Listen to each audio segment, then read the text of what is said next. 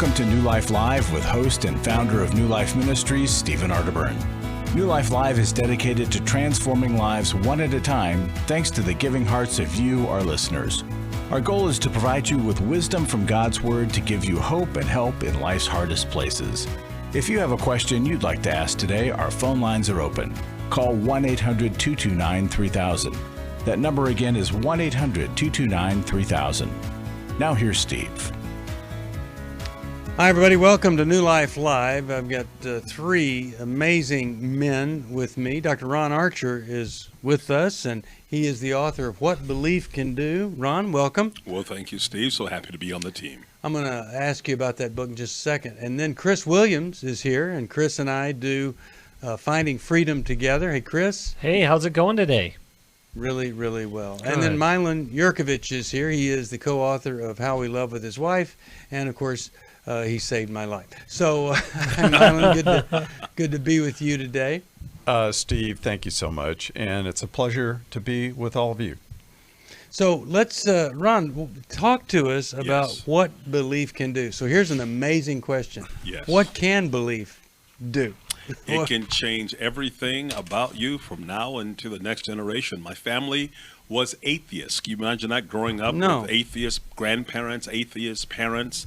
Living in the ghetto of Cleveland, everybody's doing drugs and prostitution, and I mean, horrific. And I was the first one at age 12 to get saved in my family. And I believed the word of God, that God could change my family. And I began to witness to them through my life, not through my mouth, but to live a certain way in academics. And before I knew it, my mom, who was a call girl, had me when she was 14 and came to my church, heard me preach on the rehab of Rahab, and gave her life to Christ. And she was a type A personality, so when she got saved, everybody got saved. Now we have a van that picks up people. You know, it's so funny. When the first people started coming to the church to get saved through our ministry, they were prostitutes and drug addicts, and my deacon said, "Pastor, we have to get a dress code." The congregation is changing. And now we have 53 churches planted, been an advisor all over the world on African issues. And so I know what belief can do. And I say it to you, the Lord says, I know the plans I have for you, plans to prosper you and not to harm you, and offer you a hope and a future. You got to believe. Well, Ron, it's just when I hear you speak, it's no wonder that my wife is trying to organize the Dr. Ron Archer for President movement here, and I'll have to sign up. But we're really glad that you're with us here. And just a quick question. This is maybe a stupid question, but why do you think your family was so committed to atheism? What was the source of that? Or great question. My grandmother is white. My grandfather is a black Cuban. They met in Cleveland, Ohio, and they got married. And my grandfather heard a guy come up to them and call his wife a nigger lover, basically. Oh, boy. And he broke the man's neck with one punch, went to jail. My grandmother's father came to my grandmother and said, "If you leave your children behind and come with me, no one needs to know your shame." And he quoted the Bible and said, "You know why all this happened to you? She got cancer." He said, "Because what does life have to do with darkness? That by marrying somebody out of your race, you committed a sin." Wow. So when the grandkids heard that, and they all just said, forget, because he was a very religious guy.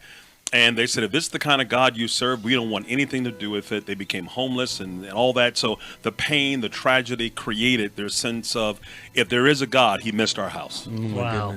It also speaks to what false belief can do to you as well. Oh, that's good. Good turn of phrase. That's right. Well, and you just have to wonder how many other stories like that where the faith is toxic. Yes. And then people turn away from God. Thanks for sharing that. You're welcome. Ron and I are working on a little book together. It's Not Always Black and White. Ooh, is the title of it. I like that. And we'll tell you more about that when it gets completed. But we are really excited to help make a difference. It's all about just going deeper inside of your heart. Any kind of prejudice or any kind of just a bad attitude. Yeah. We go deeper, try to clean it up. We'll be back right after this with more New Life Live. On Friday night, we got into an argument, and I stayed in the car outside for 2 hours. I knew what the right thing to do was to go. The New Life Intimacy and Marriage Workshop will be held online Saturday, July 25th. You know, I know this stuff. I hear it, I read it, and I'm always getting in my own way. I'm always expecting my wife to go first. Join Steve Arterburn We believe that everybody has room to grow in the intimacy level of their life. and Milan and Yerkovich. We help couples understand how their attachment style is sabotaging their current relationship. And then we teach them how to create comfort in a relationship. And New Life's group leaders will help you focus on the area that will benefit your marriage most. To register or to find out more, call 1-800-NEW-LIFE. That's 1-800-639-5433 or go to newlife.com. My biggest takeaway was to just get out of my way and go first. 1-800-NEW-LIFE.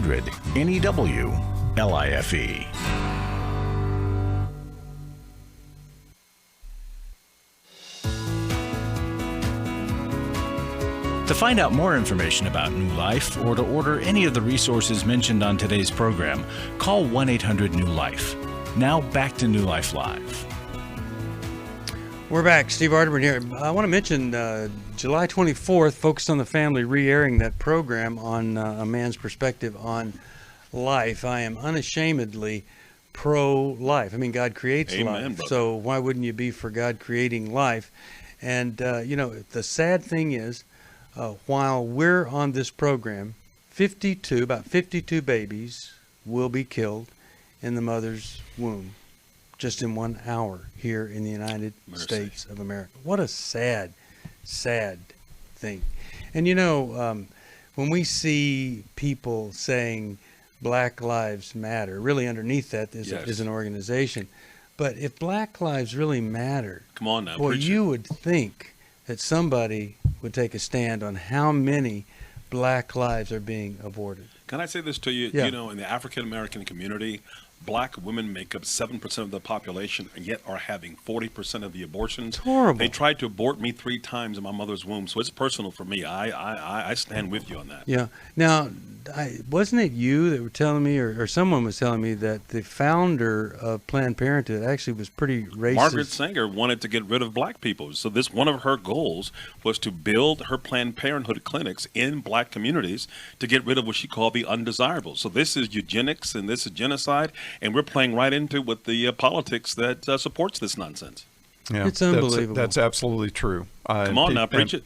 Well, people don't know that story. And Yep. often people don't know the roots of some of these movements. And that's a tragic truth that everybody needs to know. Even Black Lives Matter is founded by a Marxist group. That's so right. My program is Your Life Matters. Everybody that I talk to, your life matters so much that God gave up his to save yours. Right. Amen. I'll go with that. Well, we do believe that Black lives matter Right, a of course. lot, Yes. but by pointing that out, you could be viewed as supporting the folks behind the slogan Yes. versus the sentiment. And boy, I tell you, I am seeing for the first time progress Yes. in many people that were resistant. You know, I've seen people go beyond, well, I'm saying I'm not a racist, to really starting to look at some of the Sure. inequalities that are there. And I think even though it feels horrible, I think we're going to have a change. I mean, look at the Redskins are changing their name. Right. The Confederate flag comes off of the flag of Mississippi. Those things never happened before. So Yes. if people will just get involved with what is positive about all of this horrible stuff, we're really going to see some great changes. All right, let's go to the phones. And how about we talk with Michelle? WEGS is the station. Hi, Michelle. How are you? Good. How are you? Good. What could we help you with today? How could we help? Well, my husband and I have been married 33 years, and we've had our ups and downs. And 2 years ago, he told me that he wouldn't go to counseling. I asked him if he would. He wouldn't, or he'd divorce me before he went to counseling. And I went to counseling, and he did not know, because I knew I needed it. And, he still won't go, or he won't do anything. He won't go to a New Life weekend. or anything with me. You know, he's just, my kids aren't home anymore, and he's on the chair most of the time. So what is the question for us today? How can I get him to go with me or do something with me to help, you know, us? Because I'm not happy. Yeah. Right. Michelle, you said that he doesn't get off the couch or the chair, that he when he's home, he's in front of the TV, on the chair or the couch. We used to walk every now and then, get some exercise, and, you know, but he's there, and he wants to be there with me. I'm his world. He has nothing else but work and me, and maybe my son. But here's the good news. Here's the good news. I believe you actually have a lot more power than you're giving yourself credit for. Now, he is going to be resistant. And let me tell you what the number one resistance is to counseling or working on ourselves. Is I believe we intuitively know that if we're going to work on ourselves, we're going to have to touch the pain. Mm-hmm. And most of us are resistant to touching the pain that is within us. And most likely it is that pain that drives him to have this small life of work and then kind of hoarding you when he's home. And I think that if you're going to have to kind of, you know, fight for your freedom here, meaning that you're going to have to be like, no, the way you're interacting doesn't work for me.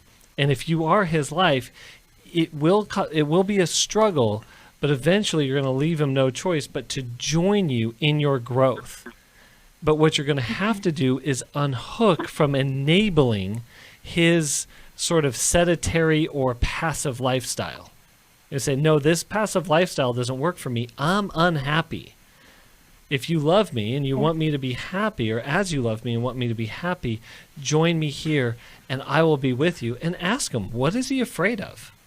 Well, that's what I was thinking. Well, and the other thing is maybe rather than saying, I want you to start going to counseling with me, it might be, would you be willing just to go one time to see what it's like, and just go one time? Be willing to talk to a person, or just see how that person talks to me, rather than say, no, don't I mean enough to you that you would experiment with it one time? Ron, you got some thoughts? Milan? Yeah. One thing, one of the quotes I use in our ministry is, you can lead a horse to water, and you can't make them drink, but you can make them thirsty. And your life transformation, you working on you, because all we can ever do really is change ourselves. And by changing ourselves, becoming better, that can create some thirst. And by the way, just a quick question. How old is your husband? 53. Yeah, you know what? He may want to get at some point his testosterone checked as well, because once you get past 50, your testosterone can really drop, and that can make you lethargic, and you lose your energy. So there's, men have menopause too in our own way. I'm 57, so I know that can tend to happen. You can lose some of that vigor. So, but you know what? You work on you, and you become a magnet, and he'll see your change, and he may get thirsty. Yeah, Milan, I have a thought here, because I really want to. I think so many folks are not like us. They don't believe in counseling. They don't want to do it. I think they're afraid of something. What do you think is the best hope sometimes for getting a resistant person to counseling? Well, personally, I think that this upcoming Zoom event that we have is a great opportunity to expose him to something. Number one, he's going to hear things he's never heard before, and he'll be able to be around two funny guys. I've told Kay she has to laugh at all my jokes since there isn't an audience there. So right. But I would just say, hey, here's what I'm doing next Saturday. I'd love for you to join me for 1 hour of that, and just listen in.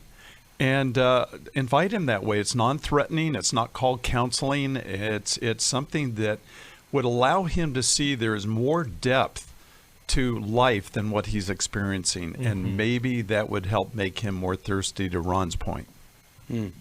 There's so many folks missing out, unwilling to just look at a couple of things. And I just would hope and pray this little approach of, hey, why don't you just tune in and listen watch for 1 hour. Maybe that's the best way to go. And anybody interested, just call us at 1-800-NEW-LIFE. It's not this Saturday. This Saturday is Every Man's Battle. Next Saturday, Intimacy in Marriage. And we have literally seen so many of these marriages turn around that people thought were dead forever. And that could be you. So 1-800-NEW-LIFE, get involved with that. I would love to see that happen. Let's go to Jane. Jane's calling us from Memphis, and she listens on the New Life app. Hi, Jane. How are you today? I'm doing great. Thanks for taking my call. Sure. My question is, my husband is a drug addict. He's in active addiction right now. I've known him a little bit over almost 20 years, and we got married last year. He just got out of rehab, and, I thought things were going to be better, but now he's using every payday. His money is going towards the drugs. He'll give me a little bit for the household, but most of it is going towards the drugs. My question is, what do I do about boundaries? When we were dating, I could set boundaries like, you couldn't come over. I wasn't going to see you until you get help. Now I don't know that we're married, how to set boundaries. And he did say this weekend, because he got paid Friday, and of course today he's broke. But he said he was going to start going to meetings again. But I don't know. He said it before, so I don't know. So. Okay, we want to help you with that, and then I've got a comment about when folks come out of treatment. So, Milan, can you help us here? Boundaries. She's married, doesn't think she can have the same boundaries that she had when they were dating for 19 years. Amazing. Jane, marriage is not the issue was the drugs. Jane, marriage is not a trap. Yes. Marriage is not a trap. In other words, because you're married doesn't mean you can't do things that are called boundaries. To say, here are my requirements for spending time with you. And if you were in my office, I'd ask a whole another set of questions as well. But you walked into this a year ago when he was right out of rehab, and you had a faith level in what happened that hasn't proved to be realistic, or your expectations are certainly disappointed. I firmly believe in separating from someone for the purpose of inviting them back. To say to the person, I'm not going to stay here anymore because you've proven yourself irresponsible. I love you, but if you want to have me back, you'll have to change your life. And I'm not saying to divorce him per se. All I'm saying is you do not have to stay there. And one of the things you're going to have to do is figure out, how do I do that? But I would find a support group. I would find people that could encourage you and provide a place that's safe for you to go, where you have provision. And the problem is that he came into my home. This is my home. Well, then I guess he has to leave, because if that is your home, he is taking advantage of you, and he's treating you in a way that is absolutely unacceptable. You don't deserve to be, treated like that, Jane. And it sounds like to me that he may have married you thinking that once you're married that you're locked into him. And I'm just curious, why after all that time did you finally marry him? What was that all about? Well, I was just ready. I was before I, had questions, but I was just ready. We went one day to the courthouse and got married. We did it. Yeah. I didn't even discuss it with my friends or family. It's just like they might have had a different direction for you to go if you had discussed it with friends and family. And here's the thing: have you talked to the people at the program where he was getting sober? Yeah. Yes, when he was in the program, they talked. Yeah, he was doing well. It just seemed like, and this is not the first program he was in. He's been in several, since I've known him. People do well in a program, but when they get out, Right. if they're not going to meetings, having a sponsor, and working the steps, then they're already in relapse. It's just a matter of time. Yeah. Some people, they're doing all that, and then they quit. Nobody says, hey, wait a second. You just relapsed. You're not doing the stuff that got you better. So I think it is time for an ultimatum. People say, well, I can't throw him out on the street. Don't. Put him in the front yard. Put him on the driveway. Put him on the front porch. But it's time to set the boundary that you're questioning. That this is not acceptable. This is not honoring of God. You can't live. I'm not going to provide you the conveniences of marriage if you're going to be married to a drug. We'll be back after this. After I found the pornography on the internet, I said you either get help or I have to leave this household. Every day, thousands of women discover their husband is struggling with sexual integrity. And since shelter-in-place orders have gone into effect, traffic to porn sites has skyrocketed. New Life's Every Man's Battle workshop can help. Every Man's Battle, I fought it the whole week with my wife. Within 2 hours, you could have opened a book and showed me where my life has been ever since I was a little boy. The Every Man's Battle workshop can be a trip to the sexual addiction emergency room. During this time of social distancing, the Every Man's Battle workshop will be held online Saturday, July 18th. Find sexual integrity, accountability, and connection. Register now to reserve a place at the Every Man's Battle online workshop. Call 1-800-NEW-LIFE. He said, this may have saved my life. Every Man's Battle was a life-changing experience for me and a marriage-saving experience for me. Call 1-800-NEW-LIFE. 1-800-NEWLIFE. Hi, this is Steve Arterburn, and for 30 years, New Life has been the most trusted name in Christian counseling. Your ministry has saved my life. If you struggle with emotional hurt, family or marriage problems, the pit of depression, or the pain of addictions, we can help. I'm down 100 pounds now from what I was. You guys are awesome. You're a blessing to America. Our treatment programs provide clinically appropriate solutions from licensed professionals, all in a biblical framework. I have had problems with alcohol. I think God has ordained this place to be His. You don't have to be a prisoner of your pain. Help is available at 1-800-NEW-LIFE. She tells me that I'm a new man, and I feel like a new man. It worked for me, and it can work for them too. This time it is different. If you're ready to take the first step toward genuine spiritual and emotional healing, please call us today at 1-800-NEW-LIFE. God can open the door to a better tomorrow right now. Call 1-800-NEW-LIFE. That's 1-800-639-5433.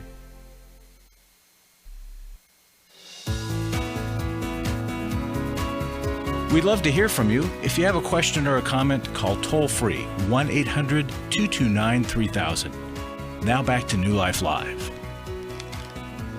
We are back. Well, we've during the break, we've had many comments about this, and I don't know who wants to just share a little bit of what we were talking about there. Ron, why don't you? Yeah, in our ministry, in the black community, one of the things we notice is that mothers tend to raise their daughters and spoil and protect their sons. So the daughter has to do good in school. She has to have chores. She must dress properly. Well, the boy's allowed to do kind of whatever he wants, no expectations. And then that transfer into the marital relationship where the wife is, again, the mommy, and the husband is kind of like the boy, and he wants to keep doing what he wants to do. And at some point, I'd say, African-American women, you are a queen. And anybody that wants to get close to you must understand it is a privilege. You cannot allow any kind of behavior, dysfunctionality, disrespect to come into your home and infect your space with that kind of negativity. Sometimes the only way that certain men learn is through pain, experiencing the reality of their behavior, and you can't keep enabling them. Raise your daughters and your sons and your husbands and hold them accountable. Yeah, and to provide all the conveniences, meals, cleaning, all this stuff, and then to be available sexually, and then he's just off there not going to a meeting, doing drugs, spending the money that he's working for. And my wife and I are talking about the sexual intimacy being so sacred. Yes. Mm-hmm. And it just becomes a source of relief or release. And a woman feels used in situations like this. So you really do have the right to set a boundary. Yes. And I hope and pray that you'll do that. 1-800-NEW-LIFE. If you need some help, we want to help you. We've got this great Every Man's Battle coming up. We were talking about maybe it's most likely he's also involved with a little bit of sexual compulsivity along with this. And then, we've got Intimacy and Marriage the week after that on the 25th of July. I hope you could join us for these. They're really, really quite powerful. Let's go to May from Washington, D.C. WAVA is the station. Hi, May. How are you today? I'm fine, thank you. How could we help? Well, I'm trying to get some help or see what I can do to help a mentally ill adult child. She is 42 and lost her marriage, and as a result, she just hit rock. Well, apparently she hasn't hit rock bottom, but she is suffering from PTSD, bipolar, I believe, and depression. She doesn't live with me anymore. She lives alone. She has lost her children due to the mental illness. The husband has so two sad. children, thank God. Yeah, and for example, we just don't know how to help her. She's been in and out of hospitals. She's been on meds, and I live in D.C., so she's in another state, and I don't know what's going on. She just chased all the family away through, really bad language, and it's just a mess. On this 4th of July, her son, she texts her 15-year-old son with her holding a gun, saying she was going to kill herself. Oh my gosh. The 15-year-old son then the children got together and called their dad. And the next thing you know, we were getting a phone call with everybody crying. And then, lo and behold, she had sent me the same email saying that she was going to kill herself. We called the police, crisis center. They went over. She's very smart, very educated.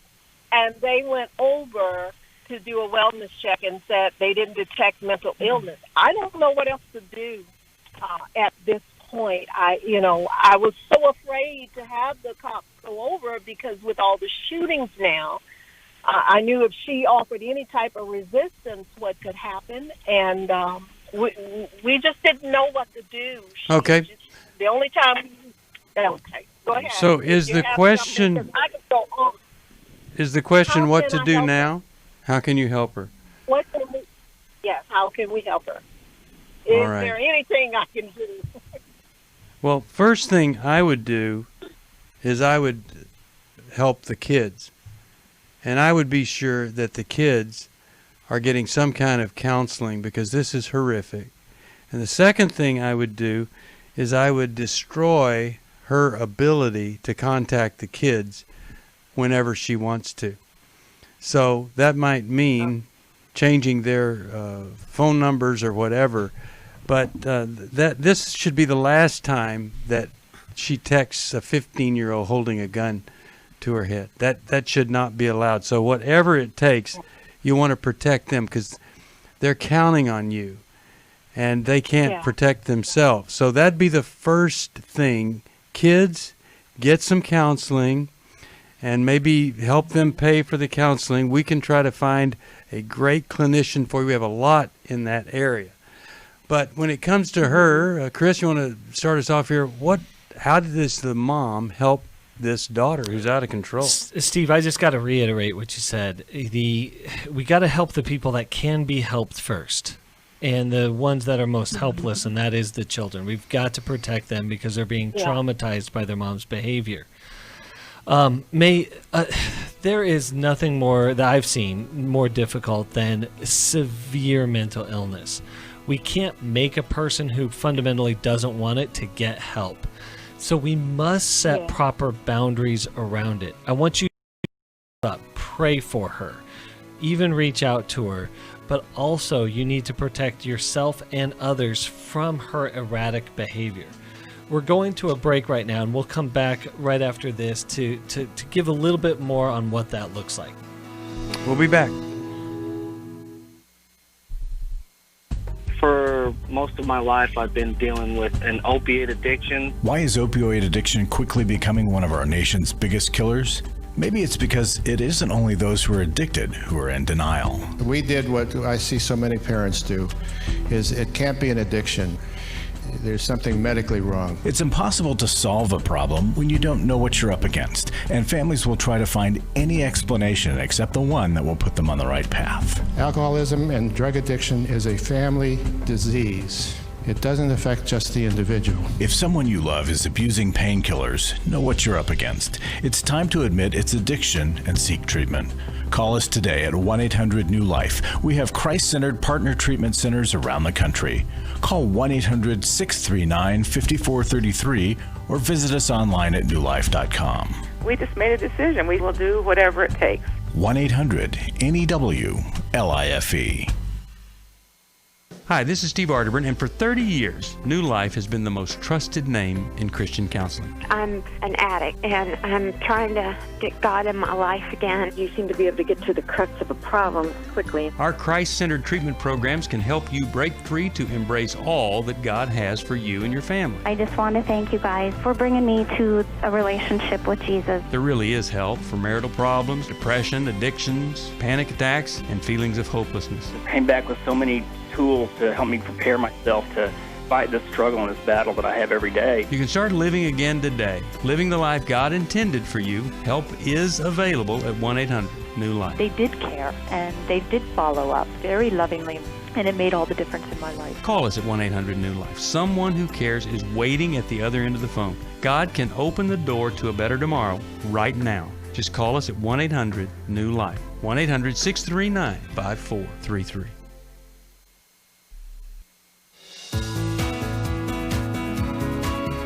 We're glad you joined us for New Life Live. To be a part of the program, call 1-800-229-3000. Now back to New Life Live. We're back. Steve Arterburn here. Chris, you were talking about helping someone who is really out of control, emotionally damaged, mentally ill, you might even say. Yeah, it's one of our great societal challenges because it's, we in very, very rare occasions, we can't make a person get the help that they so desperately need.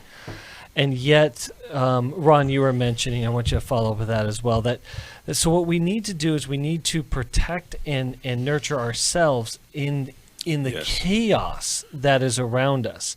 But one of the things that I've really come across that has been very helpful for a lot of people is something called NAMI. It's the National Alliance of Mental Illness. And this is an organization that provides a lot of support group networks, especially online support group networks for family members who are struggling with a loved one with severe mental illness. And so being able to connect with other people and who may give great feedback and great advice on things that have worked for them, I think it's really important during this. Yeah, I also believe in resiliency quotient development, that you need to focus on your spiritual development, on your time with God, on your building up your psychological immunity system so that you are strong and that you are healthy, because we can give so much out trying to put out these fires that we can become self-destructive. So I want you to love you and spend more time in meditation and prayer and become stronger for yourself. All right, I'm going to send you Take Your Life Back. I hope that's going to be a big help to you there. I think it will. And, the stronger we are, the more we can endure, and then the wiser the decision that we can make. But I love what Chris is saying. Get support for you. Steve, let's go to Ron. Steve, Yeah. Yes, Milan. I really need to say something here. Okay, good. I have children. I just want to tell you, I have children 42 years old. Yeah. I have a 44-year-old daughter. And if this was me and I were in your shoes, I would be in such turmoil because I raised that little girl through adolescence, through childhood, adolescence, and then into adulthood. And then I think my heart would be broken beyond measure. And May, you need to, one of the ways we become resilient, as was being talked about, we have to learn to grieve in a safe place. We have to go to grief recovery. We have to be able to have all the emotions that go along with loss, which includes anger and bewilderment and fear and grief, and we have to be able to cry, and then we just need support for that. That's part of this process, and I just want you to know I hear that, and I just, that would be where I would recommend you, in addition to what everybody else has said, you really need to be able to cry and find a place to do that. You know, there's so much hope with the right kind of medication and treatment, and that's what is kind of frustrating here. There is tremendous hope. All right, let's go to Ronnie from Alexandria, and she listens online. How can we help you today? Hello there. Hi. Everything is good. I hope everybody's good. I just want to ask you about a dear friend of mine. I have a friend, female friend, lovely Christian woman. We've been knowing each other for years. Her husband left her last year to go live with another woman that she did not know about. They were having some problems in their marriage, but she didn't know it was going to involve another person. Yeah. They've been in communication throughout the whole time. He'll call or text her periodically, pretty much every day. The part that saddens me, and I need your help, is, you know, she says things like, you know, she let him know the door is open, come on back, you can come, you know, anytime. But she won't get counseling herself. He didn't want counseling before he left. And if he comes back, she's just going to let him come back. And I guess I want to know, how can I help her? Because, as I said, she won't go to counseling. Yeah. Well, you know what? I don't think you can help her because she is in this kind of learned helpless state. And what I would be encouraging any woman to do when a husband is living with someone else, I would at least be getting a legal separation where I would be entitled to the finances that he's trying to avoid having to share with her. That'd be the first thing. But these are the kind of situations where she's enabling evil to continue. She's complicit with this, and I just hate it for her. Milan, your thoughts here about a situation like this where he can just come right back in and pick up where he left off? Well, Ronnie, thank you for your concern for your friend. I love your heart for this. Ronnie, I would suggest to your friend that she has learned to tolerate the intolerable, and that she has probably learned to tolerate the intolerable before she ever got married. That somehow in her history, she may have had a very chaotic, disorganized home, a lot of pain, and she learned just to fold underneath it and not be strong with it, just to fold underneath the pain. And so people who tolerate the intolerable in their adult present-day lives typically have been doing that for a long time. But that's not new to them. And so I would suggest that you may want to ask her that question. Who else has treated you in a manner like this that you simply folded and accepted it and believed, as Steve said, you're helpless to change it? Because when we understand then that the way we're behaving now has a historical root system to it, we can begin to grow if we will accept that fact. But that would be the first place I would go, Ronnie, just to ask her that question in a loving way. Where have you done this before? To tolerate the intolerable. And just to know that passivity, to say this, or being passive in these situations, you cease to exist in his mind. I wouldn't even allow him the comfort of staying in touch with you. Everything she's doing is going against reconciliation, which is what we want to see. And she'd have to get out of the passive role for that to really have some it's a chance. Victim role, Steve. She's behaving like a victim, but that's not new.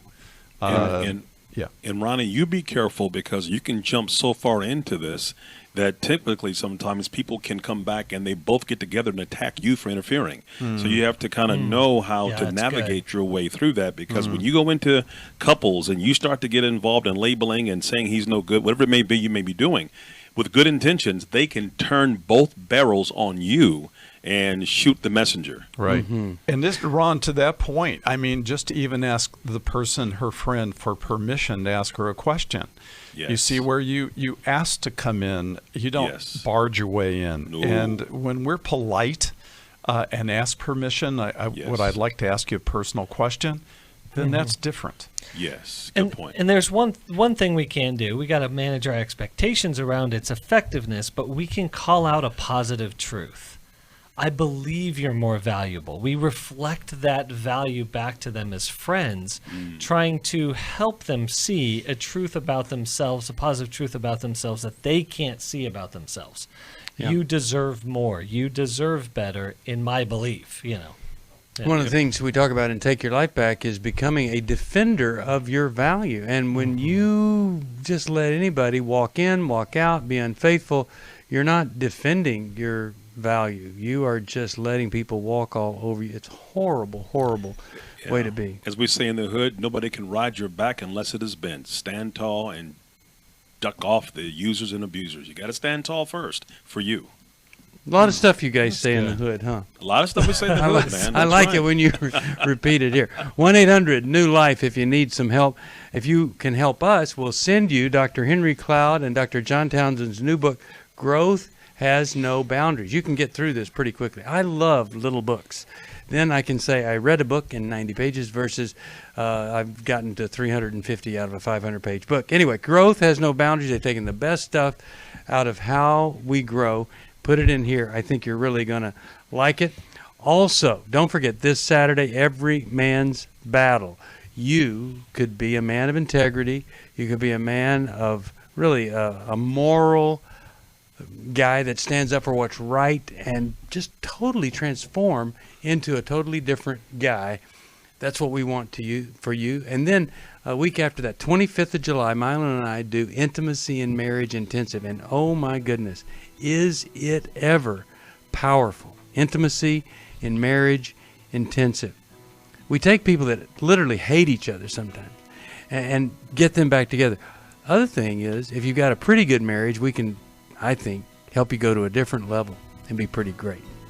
1-800-NEW-LIFE to find out about all that. And you don't need an intensive, but you're finally ready to take a look at some counseling. You call us at 1-800-NEW-LIFE and we're going to help you with that. Counseling, it's not just for sick people. Sometimes you just want to grow to another level, want to develop some new insight into that soul and the things that prevent you from being the person you've always wanted to be. All right, you call us 1-800-NEW-LIFE. That's the number to call. We'll be back right after this for more New Life Live. I came into this thinking that my husband was the cause of many of our issues. The New Life Intimacy and Marriage Workshop will be held online Saturday, July 25th. But after learning about our attachment styles, I understood how our past hurts were playing into our present problems. Join Steve Arterburn. It's been a dream of mine for a long time to help people to grow more intimately together, and we believe that everybody has room to grow in the intimacy level of their life. And Milan and Yerkovich. We help couples understand how their attachment style is sabotaging their current relationship, and then we teach them how to create comfort in a relationship. To register or to find out more, call 1-800-NEW-LIFE. That's 1-800-639-5433 or go to newlife.com. Here at this workshop, we had our first ever conversation without yelling, blaming, and accusing. 1-800-NEW-LIFE. I was really living a very anxiety-filled life.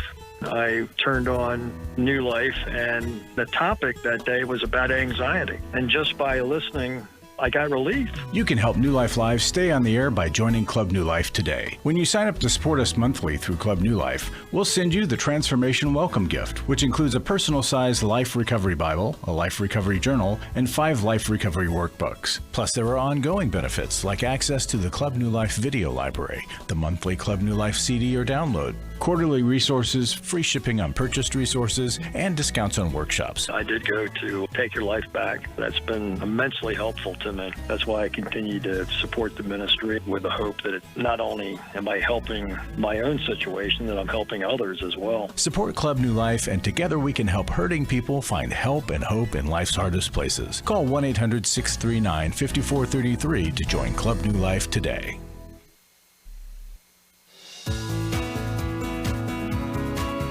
To find out more information about New Life or to order any of the resources mentioned on today's program, call 1-800-NEW-LIFE. Now back to New Life Live.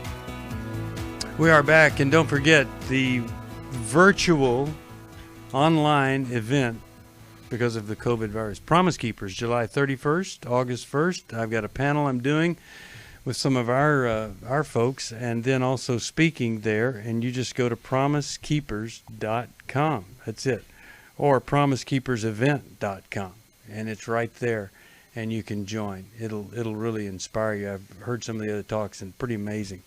promisekeepersevent.com. And if you're watching on Facebook, you saw the little thing right up there on the screen. If you need some help from us, 1-800-NEW-LIFE. Let's go to Austin. He is calling us from Des Moines, Iowa. Listens online. Hey, Austin, how are you today? How could we help? Yeah, I'm doing great. Thanks for asking. Sure. What's going on? Yeah, we're all right. Yeah, good. My question is that some reason when I text people, specifically somebody that I'm interested in, that when I'm like waiting to get the text back, there's like a lot of like anxiousness there, and I think it may have something to do with my first relationship. I don't know, like maybe it stems from her, like I never knew if she really liked me or not. Mm-hmm. So I just like right now there's like somebody that I'm interested in, and I'm waiting back for the text messages, and all the time it's always just pretty anxious while it's waiting, even though I think she does like me. And so I just was trying to get some input on what some ideas may be behind that. Okay, how old are you? I'm 25. 25. Ron, you want to start us off here? Yeah, during that waiting time, what I would do, instead of focusing on does she like me, does she want me, I would advise that you write down some affirmations as you're waiting. I am worthy of love. I am a good guy. I am successful. I am happy. I am peaceful. You begin to affirm the positive rather than affirming the negative. And you will find that you will feel better about yourself. You'll feel more calm, more confident. So use that waiting time to build you up, to build up your self-esteem and because you are a great guy. You're young, you're handsome, you got a great future ahead of you, and you just accept that, man, and you affirm that about yourself as you're waiting, and you'll feel better about that time. Yeah, I can't believe you could see all that through I that could voice. hear it in his voice. He's dynamic. You know, Austin, I'm just wondering if you have any men in your life to where you could get maybe some affirmation Dad didn't provide, and then you wouldn't kind of rest on what a woman's opinion of you is. It wouldn't matter so much. Yeah, great question. Yeah, before I even called this, I went ahead and talked to a friend a little bit. And yeah, I've been working on that, trying to, I guess, fully respect myself and then point out the good things in my life, which I think that's been making improvements there. But yeah, maybe there's some right time right now is to really focus on this shows how great you are. You know what? You picked up the phone to call, to ask for. You know how many men don't do that? That's maturity, man. See, you're on the right track. Just keep affirming who you are. This is great stuff. Milan, what do you think? So here's the irony of all this. You ready, everybody? Okay. He calls us, but texts her. See? And I never had this problem, Austin, when I was dating my wife because texting wasn't invented then. You see, I had to call her. I had to visit her. I had to see her. We didn't have a text. And so I think a lot of people live in a text world. And I would like to suggest to you that what you've done here, look at all the aliveness that you've created in Ron and Steve and Chris and me just by engaging with us. And I think you're missing one of your greatest assets, which is your voice and your personality. Yeah. And I ditched the texting and only use that if you're going to say I'm 15 minutes late. But the rest of the time, talk to her, visit. And Austin, much of like what Steve was saying is that what is lacking inside of us, usually a sense of our value or worth or our need for love, especially as guys. We don't like to admit how much we need love, and yet we're craving it and bidding it all the time. And so what that does is it creates, it puts tons of power or pressure in her. In her, it could be anyone, right? So if she responds well, then I'm alive, I'm okay, we find our security that way. If she rejects me, then I find my insecurity. And so what we're saying is take that back. Don't put that pressure on her. One, I guarantee you, whoever she is, she can't handle it anyways. But two, that's where building it up from the inside out. And then as you're approaching your relationship, you're looking for a person who can do life well with you, not fulfill all of the things that are lacking in you. So was Dad a little lacking in your life there growing up? He was working a lot, and so I'd say he's an awesome dad. Yeah, like he's amazing. I'd say we just never had like a lot of deep talks. So it's more of like me and my mom, I'd say. And then I did find a mentor at my old church, and so I talked to him a lot too. But yeah, I'd say there wasn't a lot where I had those core values, I guess, and kind of like a life coach until later on in college. Okay. Well, I tell you, I love what everybody said. I especially love what Milan has said about let's stop the texting. What if she's kind of thinking, what is this guy just going to text all the time? What isn't he? No, I've called her before. Like we talked a lot in person, and I prefer to call people up. And so I guess, we just have really been building the friendship the past 2 weeks. Seems like it's really picked up, like long phone calls for 2 hours, then another one for 3 hours. And like she wanted me to like talk to her family. So, but at the same time, some reason I have that anxiety before, like giving her all the power. So when she's not texting me back, I'm like, does she like me? Does she not like me? And then it's like, oh yeah. So that blank, think of that as a blank space. And when you feel that blank space, you're filling it in with a bad story. That's right. Pay attention to the story you're telling yourself. As Ron was saying, you want to tell a different story. And then when you do call her, develop that Barry White voice. You know, how you doing? There you go. Talking to you. All right. I'm really glad you called. I'm going to send you a copy of Every Man's Bible, best-selling men's Bible out there on the market. And it was number 4 best-selling Bibles this month, and I know you're going to like it. And a lot of guys say, this got me reading the Bible when nothing else did. I'm going to send one to you. It's on the way. 1-800-NEW-LIFE if you need some help. Here's what we could do for you. We could hook you up with a counselor in your area. We could provide a resource. We have all sorts of tip sheets that are free. We have books, resources that could change your life. I got to tell you, I said it when Milan's here and when he isn't, but if you haven't read How We Love, it's just one of those books that could change everything. I think you ought to read More Than a Carpenter, Mere Christianity, and How We Love. Those are three big ones. Beyond that, I'm sure you might want to pick up a copy of Ron Archer's book, What Belief Can Do. You can order that by calling 1-800-NEW-LIFE. And we love having Ron on. Ron, thanks for being here. My joy. Really enjoy having you here. But look, don't suffer alone. If you've got a problem with sexual integrity, just call us. Come to the workshop. If your marriage needs some help, come to Intimacy and Marriage Intensive. And if you've not had put on the freshman 15, but the COVID-19, come to Lose It for Life, and we'll help you get that off and live in a different way where you never gain that weight again. If you can help us, 1-800-NEW-LIFE, we've got $44,000 that needs to be matched, and you could do that today. Thank you, Milan, Chris, Ron, all of you that watch, listen, and pray. We are grateful for you. We'll see you tomorrow. 1-800-NEW-LIFE if you need some help, or you could help us. Thanks for listening. We hope this program has helped you by giving you insights for handling the challenges you face in your life. We want you to know that we're here for you, but you also need to know that New Life Live is a listener-supported ministry. To make your donation or to get any of the resources mentioned on today's program, call 1-800-NEW-LIFE. That's 1-800-639-5433, or write to us at New Life Ministries, P.O. Box 1029, Lake Forest, California, 92609. Please join us again tomorrow for New Life Live.